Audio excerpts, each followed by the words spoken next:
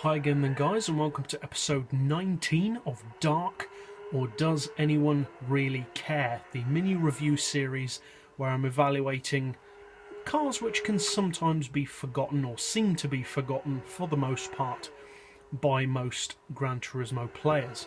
Now, many of you guys probably own at least some of these cars already, but maybe you haven't used them in a long time. Maybe you've just forgotten them because you've got so many cars in your garage and just don't get round to using some of these more obscure models.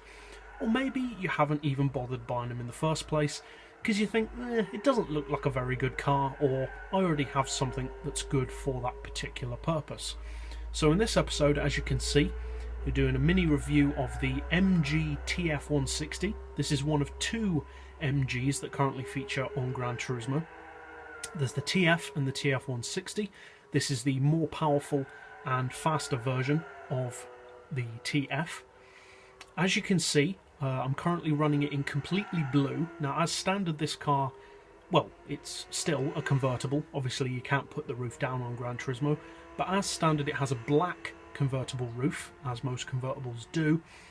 But interestingly, when you paint this car, the roof colour actually changes to whatever colour you paint the body, which is a pretty cool feature. I think it kind of makes it look like it's got a removable hard top, which I personally think looks cooler for this car than the black roof.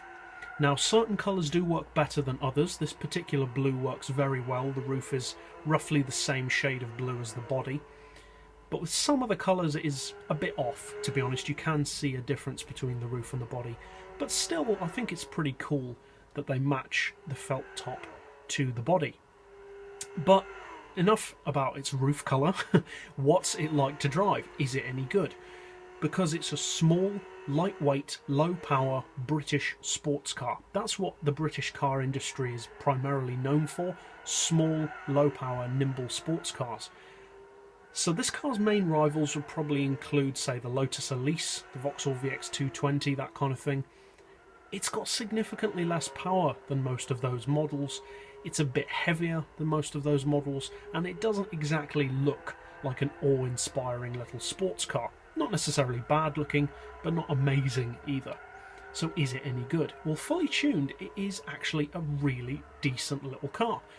The PP with the full upgrade package is just under 500, it's 497, and I would actually say that it's really, really well placed at that PP level. As I've said previously in this series, I think some of the cars on the game, their PP is a bit too high for how good they are, but this car I think is really well placed. Now, fully tuned, you're looking at 353 horsepower, which again is pretty good for its size, and with the full weight loss package, it weighs a respectable 962 kilos, so it's not quite as light as some of its rivals like the Lotus Elise, but it is still light enough to be a nimble, small sports car. Now, it's a mid-engine car and rear-wheel drive, so the weight distribution is pretty good.